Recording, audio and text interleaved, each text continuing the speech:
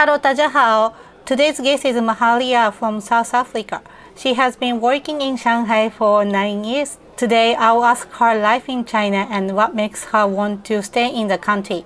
Mahalia, can you briefly introduce yourself, please? Okay, hello everybody. Hi. So my name is Mahalia and I am from South Africa. So I have been living in Shanghai for 9 years. I came here in 2016, I think, or 17. It's all a blur right now. Yeah, 9 very amazing years. I love it here. Thank you very much. Before you started working here, did you have a chance to actually go to any school, like language school, or studying for bachelor's degree or master's degree? Actually, funny enough, before I came here, long before I came here, so when I finished university and I was looking for jobs, I decided to volunteer at a school in my hometown, right? And I just had my degree, I just had my bachelor's, and I was like, you know what? I can add value to, my community. So I volunteered there. And then one thing led to another, and I really felt like I was being called to work there full time. So I decided to work there full time. And then the principal then took me to a university in Johannesburg to actually do a certificate in teaching English for speakers of other languages. And back then, I had no inclination or no idea of teaching abroad. They literally took me to the university to do the course so that I'd be able to teach English at the school I was volunteering at, since I did not have a teaching degree. Okay. So I had that, not knowing that 6 years later, it would benefit me for my China journey. So it's amazing how I would say God works in mysterious ways, honestly. So yeah, when I came to China, I had a bachelor's and a postgrad diploma in international relations because I actually wanted to go into diplomacy. That's what I thought I was going to be doing because I always wanted to live abroad, but China was never, ever in my peripheral, ever. Did you have any specific country that you wanted to go? Yeah, I was like, oh, maybe I'll go to the United States or to the UK or Australia. Those are the countries. No, I did not have any Asian country. Oh. I think maybe South Korea, I did kind of consider it, but when I looked at the application process, I was like, oh, my fun, too complicated. So yeah, I stopped midway. I didn't finish the application for South Korea, but that's the only place that I considered working at as well. Actually, before you moved to China, what kind of image did you used to have towards the country?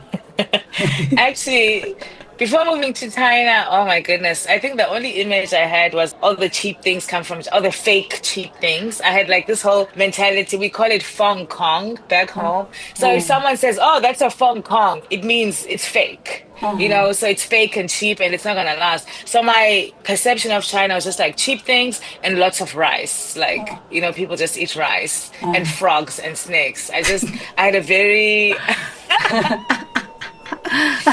Yeah, my view was very, I don't want to say uneducated, but like it was not the most informed. It was not very well informed, if I can Uh, put it like that. Yeah, uh, I had your typical kung fu, like what I saw in kung fu movies. was there any Chinese people around you back in South Africa? There's actually a lot of Chinese people in South Africa. And another interesting fact, when I was still in university, my university did a lot of exchange programs. So actually, in one of my modules, there was a girl from China who came for a few months. I think her name was Wang Lei, if I remember correctly. And so I'm a generally curious and friendly person. So when I saw her, I was like, oh my goodness. So I started talking to her. So her English was very, very little. And then we started connecting. And it was before, Facebook and all of those social media things. So now we completely lost contact, actually. But she made dumplings for me, Oh. actually. So yeah. So she was like my Chinese friend. I still think about it. I was like, oh my goodness, I wonder if she's still here, where she is. But I have no idea. I have no way of contacting her because I would have I don't know how I would even begin to try and find her. But Is other it? than that, no. Oh no. Ah, And okay, okay. I had a classmate in back at school when I was doing my final in high school, we had one Chinese student, Diana Wu. Yeah, so I also had a Chinese student, a Oh, Chinese classmate in South Africa. probably there are not only Chinese but not many Asian people in South Africa, I guess. There's a lot. They own a lot of businesses, actually. Even in my hometown.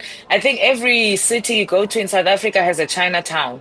Oh. There's like a Chinatown in every city. So there are, I mean, but it's not like a lot, but there's definitely, if you go to Chinatown, you'll see them. But you will not gonna see them just like walking down the street. If you go to their shop, that's when you'll see them. But I've never seen them like when I'm shopping or that kind of thing.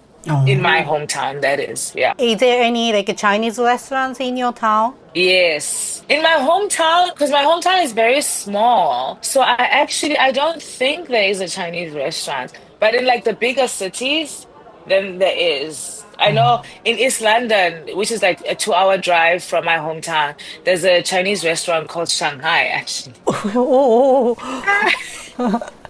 So, Yeah. do they have Chinese food or any other cuisine? I haven't been. The only time I had Chinese food back home was during the festivals, like the National Arts Festival, and there was like a Chinese stall. So remember, we had like chow mein. That's what we call it, but it's actually chow mein, but we call it chow mein in South Africa.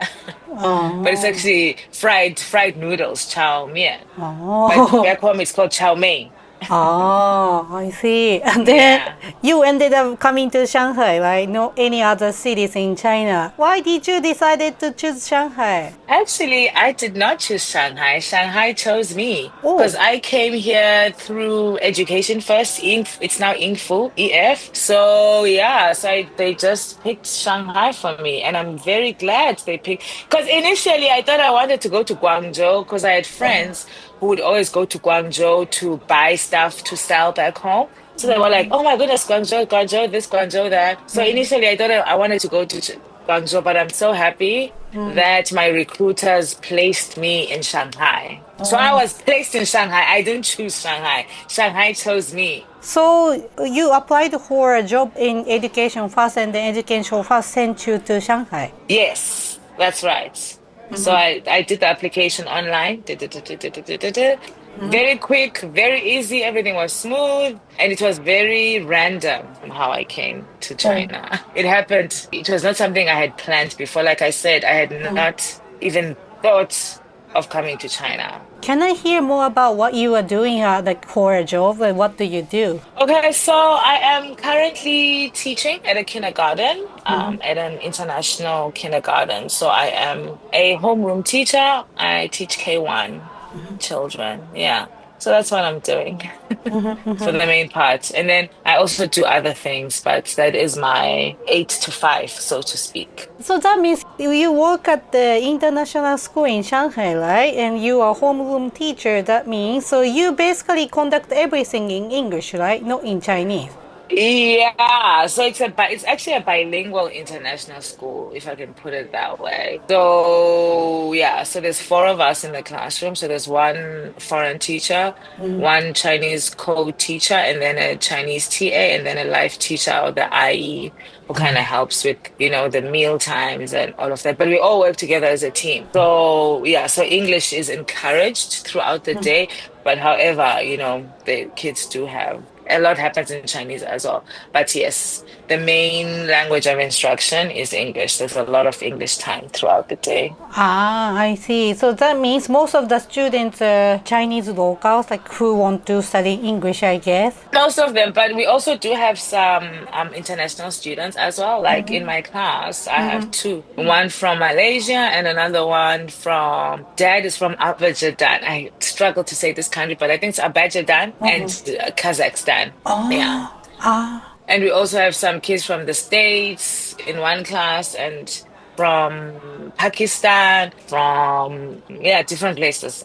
So we are I think every class has like 1 or 2 international students. Yes, but the majority, of course, is like local children. That means you just mentioned that they're a Chinese co-teacher, right? So that means you are working with Chinese people besides the international teachers. Yes, I'm working with Chinese people. I have an amazing team. I love them. What kind of difference there have you found between the international teacher and then the Chinese local teachers? The way they work, way they get things done. Yes, I mean the local teachers are they're very hardworking. They're very passionate about their jobs, you know. I mean even us as well. But I admire their work ethic. Like they give their heart and soul for the job. You know, they go above and beyond their call of duty, if I can put it that way. Yeah, they're very, very hardworking and they're very excellent as well. Very creative and talented, to be honest.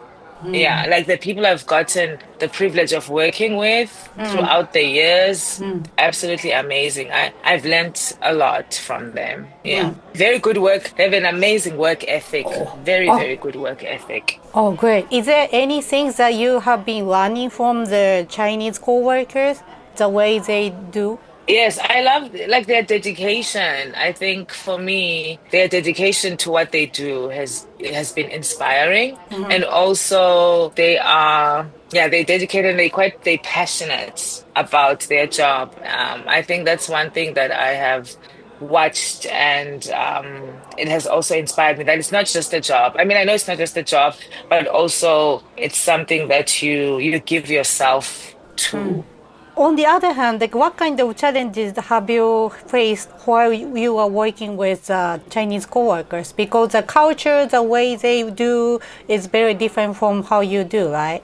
I think some of the challenges would be maybe communication, I would say. Like a lot of the time, you know, you'll have maybe something just kind of like, you know, sprung up on you without being given a lot of time to think about it. Oh. So I think that I'm like, oh, it would be nice to actually have like a calendar so that I can know ahead of time what is expected, you know? So I think that, but it's something that we've been communicating and I think it is improving a little bit. And I think also like work-life balance. Like work-life balance. I find, you know, with the locals, they can like go, go, go, go, go, go, go, go, go, go, go, go, go. I'm like, guys, we do need a break. Ah. Yes, Chinese people very hard working all the time. very, very all the time, all the time, all the time. Yeah. Which is a good quality, but I think rest is also as important, right? So, yeah. And also, they like to feed. They like to give me food. I'm like, guys, stop giving me food. Lots of 零食，我们吃很多的零食，我要不要不要不要 I know what you mean. Yeah. Yeah, people always give us something. Yes, yes. I think many things comes from the cultural differences between our country and their country, I mean China. So talking about that, how do you think China is different from your home country? Oh my goodness. China is very safe. Well, Shanghai. I mean, I live in Shanghai, so I can only speak about Shanghai. Like, I love how safe it is here. Like, I can walk 12 midnight, 2 in the morning, 5 p.m. It doesn't matter what time I'm out. I never feel like, oh my gosh, I need to put my backpack in front of me. I need to make sure that I'm hiding my phone because someone is going to take it from me. So I think the safety aspect, absolutely amazing. And I love how, like, here things are very well kept and very well maintained. Like, if they're working and fixing something on the road, it's not gonna stay open for like days and weeks on end. They work on it and they finish it. And the next time you're like, oh, they've already finished fixing this. So I love how it's very convenient, it's very safe. The public transport, oh. I love it so much. Like it's easy to get around. Like the country and the city is very well connected. So yeah, I love that. I think that these are some of my favorite things about living here. And I always tell people that, you know what, Shanghai is like a bubble. I'm like, this is not the real world. This is not the real world. Like when I leave and I go home, I have to remind myself, Mahalia, you are not in Shanghai. Be careful. You know, watch your stuff. You can't just walk around talking on the phone. You know, you can't just leave your bag lying around. Like you can't make those mistakes. Here in China, I can leave my phone. I can forget my phone at a restaurant or maybe in the bus or on the metro, and I will know that I will get it back. Back home, forget it. Oh, very different. Very, very different. Very different. And I love the different types of vegetables and fruits, and also how fruit and veg here is so cheap, and tofu is very cheap. Soy milk is very cheap. So I love how like the food prices are quite relatively cheap if you're buying like, in the markets and stuff and not buying in the foreign shops. So yeah, so I love those things about Oh, living here. oh, great. And probably the weather must be very different, right? Oh, the weather. The weather back home is better. The weather here, buhao. Super hot. I know too Super hot. hot in summer. I know. Super cold in winter. Yes, Ugh. yes, yes. How about in your home? I think comparatively, our weather is more moderate. Like when I went home last year in July, and I hadn't been back home for winter since I had gotten here. So Oh, last July was the first time in like 8 years that I had gone to South Africa in winter. And I was like, oh, this is not that bad. Like the mornings are cold, but in the afternoons, you can literally sit outside and enjoy the sun. And then oh. the evenings are cold again. Here, you can't say you're gonna sit outside. It's very cold. So I Oh. find, yeah, the weather back home is definitely kinder. Yeah, Mhm. And then the seasons are opposite. In July, it's winter in your home, right? But summer in Shanghai. that's right. Yes. Did you have a chance to see any snow back in your hometown? Yeah, not in my hometown. When I went to boarding school, the very small town that I went to boarding school at, the one year there was snow. So I Oh. got to see snow, yeah, because it's like up in the mountains, like the town. So yeah, so that was like the last time I saw snow. And then in Shanghai last year it snowed. Actually, this past winter it snowed. I remember we took the kids out to just enjoy the snow. But it wasn't enough to like build a snowman. It was not enough to build a snowman. But still it was like the snowflakes were Oh. they were quite, you could see, oh my gosh, it's snowing. Did you expect all of those differences before you moved to Shanghai? Okay, so to be honest, Oh. before I moved to China, because I had no idea what I was gonna expect, because it happened so quickly and it was not something I had planned. So when I got the offer, I was literally on YouTube every single day doing research about Shanghai, about China, what to expect, following people who've lived here, who've worked here, and their experiences. So a lot of the things that I actually came across when I arrived, I was already expecting them. So when a lot of people are like, oh my gosh, culture shock, this is happening. I can't believe people are spitting. I can't believe the crowds. For me, I was kind of expecting it. So I wasn't like, I mean, it was still like, oh my goodness, what is, but I wasn't like, oh my gosh, because I was expecting a lot of these things because I had done a lot of research before coming just to kind of get myself ready for it. Yeah. Know about Shanghai for the last 10 years, and Shanghai has also changed a lot during these 10 years. So, like I still remember that 10 years ago, we cannot leave our bag on a random place, otherwise it would be gone. But now we can just leave it there and then nobody will take it. Yes, exactly. And I think also because of like cameras everywhere. Yes, yes, yes. Maybe that's also part of the reason. Like, yeah, someone's watching somewhere, somehow. Yes, yes, yes, yes, yes. Yeah, but somebody told me that because the cameras are everywhere, like if you do something bad, they will know that what you have done. They will know, yeah. And nobody would ever think that they want to do something bad for anybody else. Exactly, exactly. Yeah. And then you have been living in Shanghai for 9 years straight, right? So that means probably for the last 9 years, you have also faced lots of changes in the city as well. What kind of changes have you realized while you are living here? To be honest, I think there's quite a difference between the before COVID Shanghai and the after COVID Shanghai, right? Oh. Because so I think after COVID, things just got harder, like in the different sectors, like the food and beverage industry has suffered a lot. Like a lot of restaurants have closed down. Some of the schools are struggling as well. A lot of schools are shutting down or struggling to kind of get enrollment and retain students. But there's also still quite a lot of development. I feel like every time there's always like bang, bang, bang, bang, bang, drill, drill, drill, drill. So there's still a lot of development happening. But I think the feel of the city has changed a bit. It's not as like vibrant, quote unquote, as it used to be. Like it used to be buzzing, with lots of foreigners and lots of activities and this and that. But a lot of that has kind of gone down.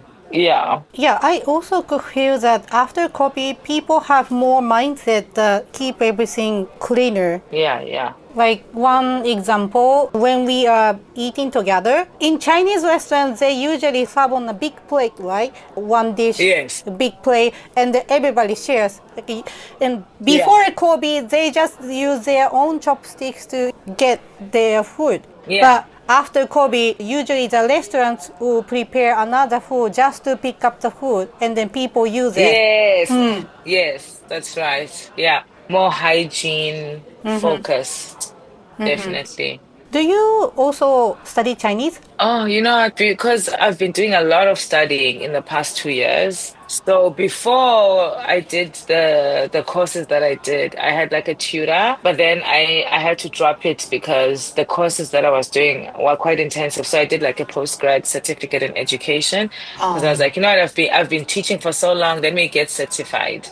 So I did my PGCE, and then this past year, actually, I just finished my master's degree in transformative education. Oh, wow. So yeah, so I just got the results and I passed. So yay! Yay! So yeah, I know, it's so exciting. So now that I'm finished with like my master's, I actually want to get back to learning Chinese. I've been thinking maybe I need to enroll at a school. Yeah, so it's something that I'm actually planning to do because I really want to do like intensive classes so that I can really be more proficient in the language. The good thing is, in Shanghai there are a lot of people who can speak English. So if you can Yes, speak it's English, easy. easy, right? Yeah, and we can use the apps to translate. Oh yes, yes. Now if you go to the restaurant, most of the time you just scan the QR code and order from your phone, and then your meal will come on your table. Exactly. Exactly. Yeah. What was your biggest cultural shock you ever experienced in China?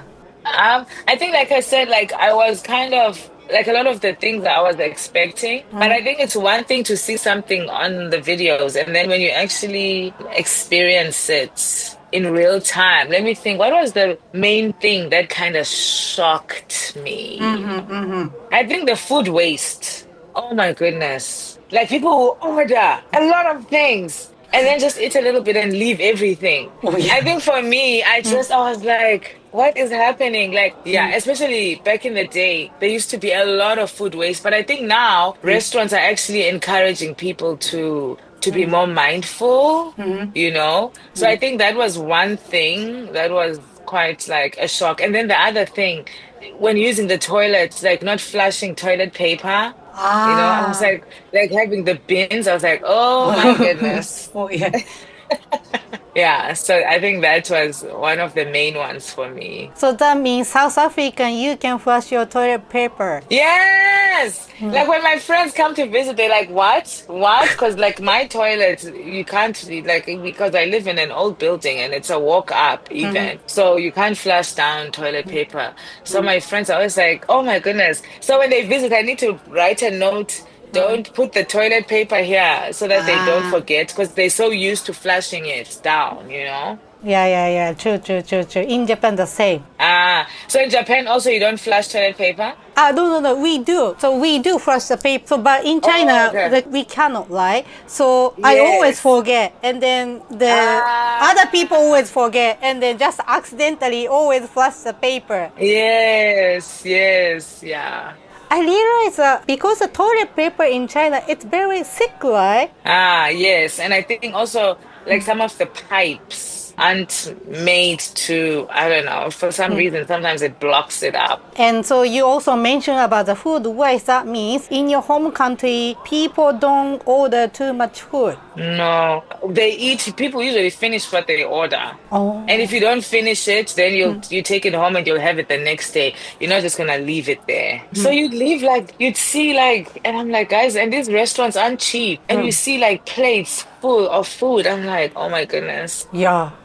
So now people also do the dabao, so the takeout. If they cannot finish the food, then they ask the staff to get to. Yes. Yeah, I think it has improved, but because I was at a restaurant last week and still the people that were sitting at the table next to us, they still left a lot of food. I was like, wow. I think, but I think it has definitely improved a bit, but yeah. And to be honest, now I rarely, like sometimes I order in more than I eat out. And I try to cook by myself more now. And if you cook, because the vegetables are cheap and fruits are cheap, if you cook it by Yes, yourself, the cost is you very save a low. lot. You Yeah, save a lot of money. You save a yeah. lot of money. And then the transportation cost in China is quite low as well. The taxis are cheap and planes are cheap, buses are cheap. Yes. And also I use the metro to be honest. I only take a taxi. Like for instance, I went to a wedding this past Saturday and because I was dressed up, so I took a taxi. But like my daily routine is metro. I'm a metro girl. It's cheaper, it's more efficient. I don't have to worry about traffic. Yeah, so the metro for me is amazing. And the prices metro in China is quite cheap. I know in Japan, apparently it's quite expensive, the Yeah, yeah. metro. Not only metro, bus, taxi, everything's more expensive in Japan. Ah, and fruit. Apparently fruit is also expensive in Japan. Yeah, yeah, yeah. 5 or 10 times more expensive compared to China, I think. Ah, yeah, hectic. Okay. For example, talking about the one watermelon. Mm. So if you can buy one watermelon around like 35 RMB, for example, but in Japan, the minimum would be 150 or 70, the minimum. No, Ria. Yes, No. yes.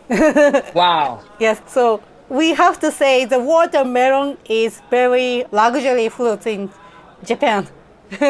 Yes. Wow. You know, next time I have a watermelon, I will be like, you know what? I should be grateful. Oh yeah, yeah, yeah, yeah. So when I was in China, it's like almost like, oh, I can eat watermelon because it's so cheap. The taste is almost the Yes. same. Yeah. My goodness. I cannot remember how many times I buy the watermelons, for myself because it's expensive. And if I want to buy the like one round watermelon, it's too big for me that I cannot finish it. So usually I buy a smaller pack, then cheaper, smaller portion. That's good for me. But still, one small pack of watermelon, like for 3 to 5 bites, still around 15 to 20 RMB, I guess. Sure. Wow. Wow. Wow. Wow. Yeah. My goodness. Yeah, it's Yes, yes. expensive. But I realize that the dairy products are more expensive in China because most of the things are imported, right? Oh, okay. Well, I don't eat dairy, so I buy like soy. Yeah, like for instance, I just bought like soy yogurts, and I mean they made here. So for me, I don't use any dairy, so I don't know. Okay, okay. Yeah, yeah. The funny fact is, Starbucks are more expensive in China than Japan. Oh wow, really? Yeah, that's true. Wow, wow, wow, wow. Okay. And I'm not sure why, but Shanghai has a lot of good cafes, right? And then including Starbucks or any other local ones, and then they owned by somebody smaller cafe. If you go to a random cafe, probably one cup of coffee would be now around 30 to 35 RMB, I guess. One cup of coffee. So that is usually more expensive in Japan, actually. Oh, okay. Yeah, I don't really buy coffee, so yeah. So it's interesting. Some things are more expensive in Shanghai, and then. In Shanghai than in Japan. Okay. So, did you have a chance to travel across other cities in China for the last 9 years? Yes. Yeah, I have. I've been to quite a few, but there's still a lot that I haven't been to. Like I've been to Hangzhou, Nanjing, Wuxi. I've been to Beijing. I've been to Hong Kong, Macau. Which other cities have I been to? Shaoxing, Yangguo, Guilin. Which other places? I think those are the ones I can think of. Like there's some that I haven't been to that I'd love to go to. Like I still haven't been to Chengdu. I still haven't been to Yunnan. I want to go to Yunnan. I still haven't been there. And also Guangzhou and Shenzhen. I haven't been. I want to go. But yeah, like all the ones like Suzhou, the ones that are close to Shanghai, and then Guilin and Beijing, those ones I've been to. Yeah. So which ones are most memorable for you? Oh my gosh, I loved Guilin so much. Oh. I loved Guilin was beautiful, so beautiful. Yeah, I think Guilin and Hangzhou is also quite nice. I like Hangzhou. And Ningbo as well. I've been to Ningbo a few times. Oh. But yeah, I think Guilin, I would love to go back. But yeah, I need to go to other places first. Yes, yes, yes. Yeah, Understand. yes, yeah. So now you have been living in China for 9 years, right? So what makes you want to stay in China? China, I have an amazing community here. I think the community, yeah, my community, my people from the international church that I go to, like they've become family. I think it's also part of the reason that I've stayed for so long. And also, yeah, like I said, like for me, the safety, the convenience. I love this city, man. I love Oh. Shanghai. I really, really do. It's strange to say this, but I do feel at home here. It's very weird, but I do feel at home. So that means you get to meet lots of not only the local people but the international people coming from everywhere, right? Yes, that's right. Yeah, I've met, whoa, people from countries I didn't even know existed. Like I've learned about different countries. I'm like, what? There's this country? Oh my goodness. Yes, I've met people from countries that I was like, wow, I didn't know this was a place. Was there similar kind of international community back in your home? I mean, in university, because I went to a very international university, so there was people from everywhere, and our exchange program was quite good in my university. So I did get exposed to people from all over, for well, not all over, but from like most from other countries. Let me put it like that. I have been exposed to people from other countries since my university days. But coming here and actually, just being like doing life with them, like exchanging our kind of cultural experience within this culture has been so special. So it seems like Shanghai is much more international cities than your hometown, I guess. 100%. 100% times 100 times 100 more. Yeah. Yeah, definitely. Very, very international. Very international. Yeah, like for instance, the wedding that I went to on Saturday, the bride was from Mozambique, the guy was from Zimbabwe. Like, and there's so many people like that who come here and they fall in love with people from different countries. Oh, Yeah. wow. That wouldn't usually happen, right? That happens because it's in Shanghai. Yeah. Yeah. Do you still get in touch with people from your home countries? Yes, very much so. Like my friends, I'm still in touch with them via WhatsApp, and some of them have WeChat. So we like always video calling, texting. Yeah, so I'm very much in touch with my friends from back home. Yeah. And whenever you share about your life in China, how do they usually react? They like, oh my goodness. Just a few days ago, one of my friends saw one of my posts and they were like, oh my goodness, like your posts make me want to come to Shanghai. Like they want to come here just through what I've shared and through my experience. They've gotten to see this city through my eyes, which is absolutely beautiful. So yeah, so a lot of them actually want to come and visit. So it seems like the people's image has been changing after you moved to Shanghai. Yes, 100%. Yes, it has. Probably what you can get through the mass medias like news or TV shows, probably it's a lot different from what is actually happening in China, I guess, what the normal people can see. Yes, exactly. Same in Japan too. So every time people go to Shanghai for the first time and then they are always surprised that, oh, this is very different from what I was expecting. Yeah. Definitely. Yeah, I think Shanghai is quite special. Do you also feel that Shanghai is very different from other cities in China? I think so, yeah, definitely. I think when you go to, like, for instance, when I go to other cities, you can almost feel the slowness Oh. Like more slow, more calm. And then sometimes I still get shocked. I'm like, oh, people are staring. In Shanghai, you don't get a lot of people staring at you. But like when you go to other cities, you might find people are like, oh, people still stare a lot.